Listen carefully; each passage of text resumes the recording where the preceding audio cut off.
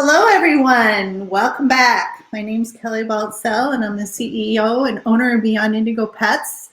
Today, we have Facebook Live with Dr. Jess Trimble because it's a Wednesday, and she has an extra scrumptious surprise for us at the end of this episode. Can't wait to show all of you. Yes. Yep. Extra sweet and extra naughty, all wrapped up into one cute little package. So before that, what do you have for us today, Jess? So today we're talking about imaging. And it's a very sort of vague and broad topic because medical imaging can be anything from X-ray to ultrasound to MRI to CT and fluoroscopy, and there's a million different kinds. But in the veterinary world, especially when we're talking about small practices, we typically think about ultrasound and X-ray because they're a little bit more affordable and they're smaller. They can actually fit into a smaller sort of mom and pop building. So X-ray in particular is one that I'm very excited to see what happens. If we look at the ultrasound side, we've seen some really significant technological change in the last few years because they figured out how to take the crystal that was in the transducer of an ultrasound and convert that to a silicon chip. And I believe we've talked about this before, but as soon as anything gets converted into any sort of silicon-based computer chip, we just see exponential change in the data storage, how fast things can process, the cost comes down, quality gets better, etc. We haven't quite seen that with an X-ray machine yet, but we are really starting to see some interesting things pop up. So I wanted to quickly give just a brief history of the X-ray.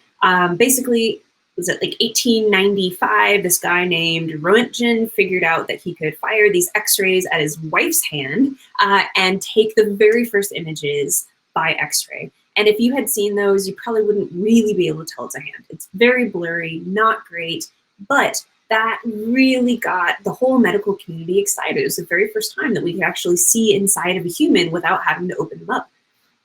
And so over the next 1 to 20 years, basically until the early 1900s, doctors were just X-raying everything they possibly could.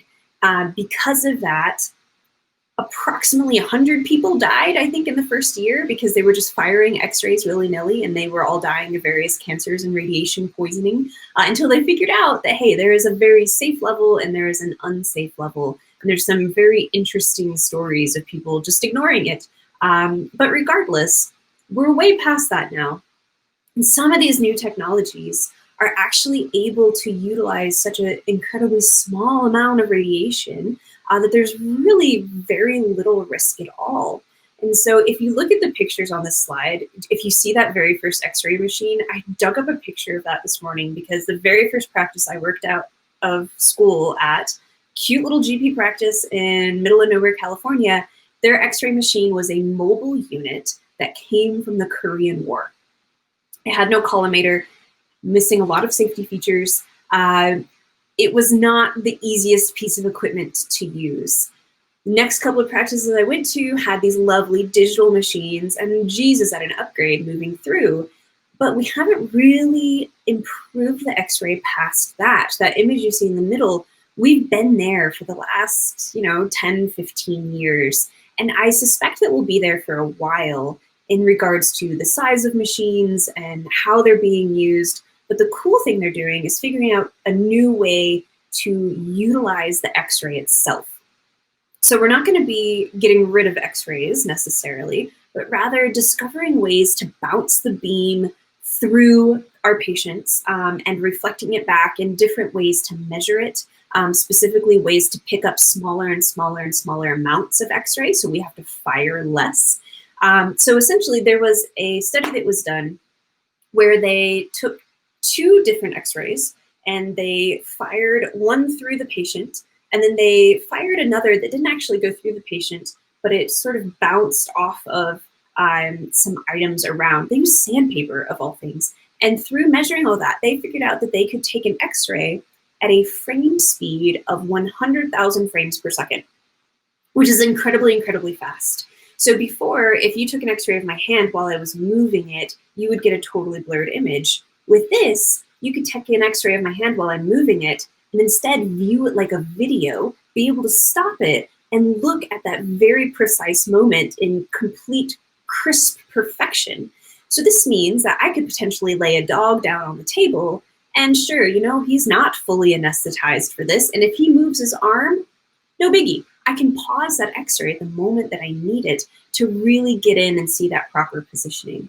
So this type of technology is going to help the veterinary profession to use less sedation and anesthesia, have less exposure to our patients and ourselves both.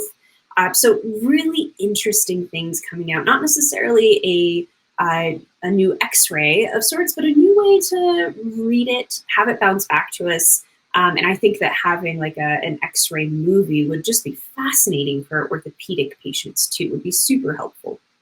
So that's just one new part of technology and imaging, but imaging is just this massive bucket that we could talk about all day. So if you'll flip to the next slide, there's a few fun things that I wanted to mention.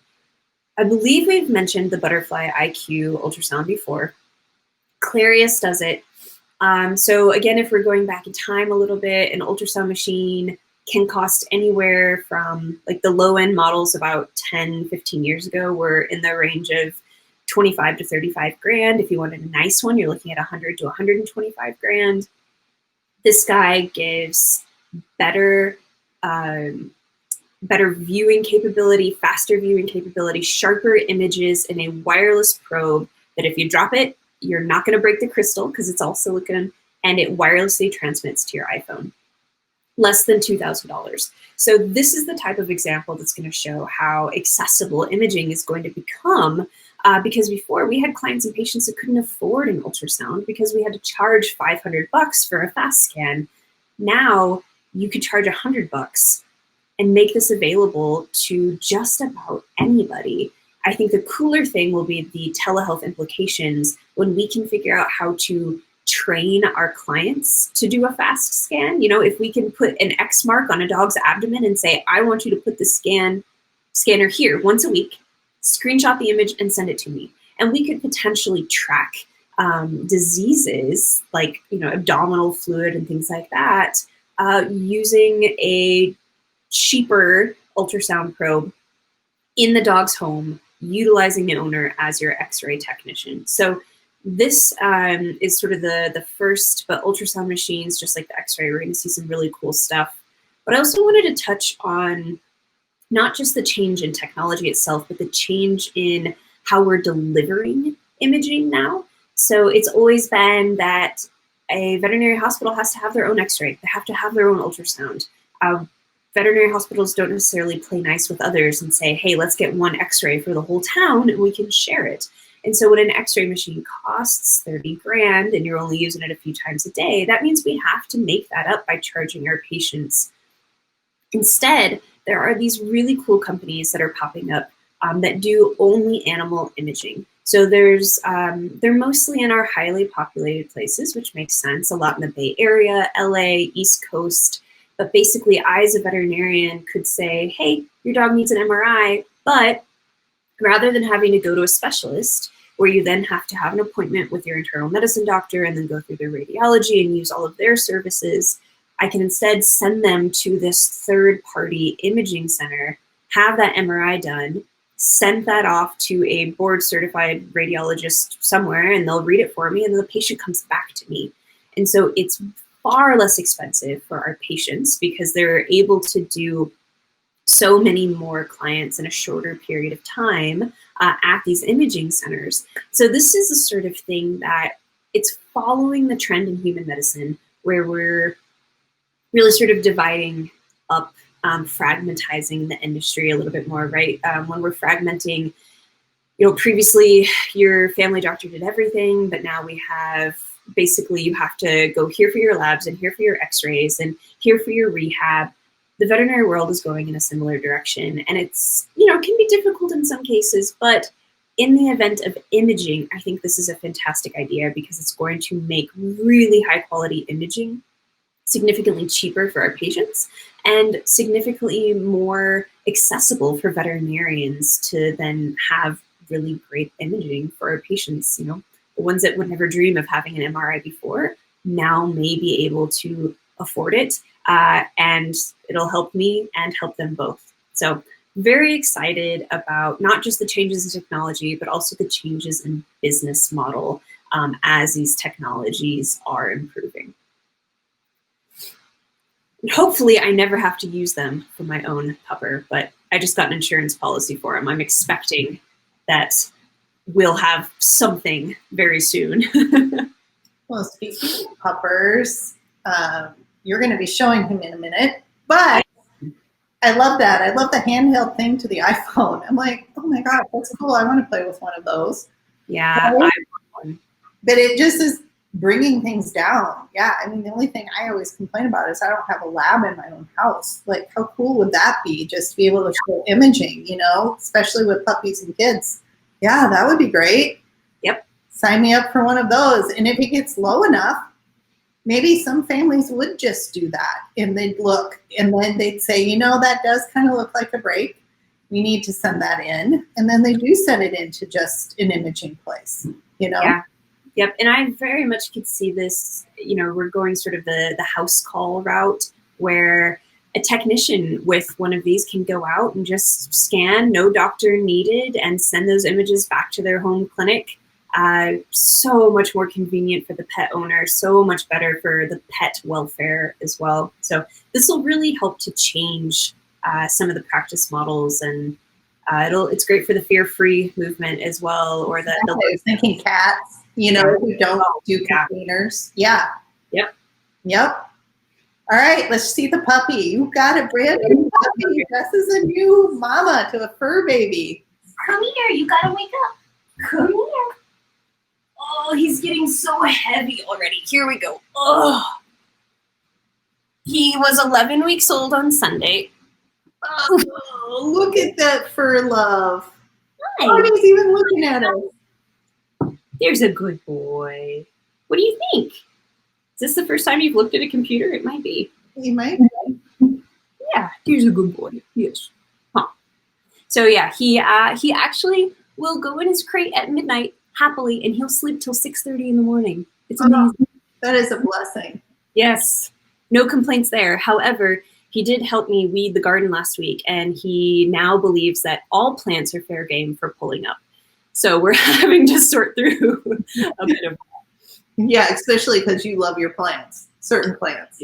Yes, yes. He thinks that the colorful ones are the most fun to pull up. So I love it. It's great. Well, congratulations, and we'll look and see how he fills into those paws. Yeah, 11 weeks old, and he's got to be 20 pounds. He's going to be massive. Yeah, you won't be holding him much longer like that. I won't. You're right. Or maybe I will.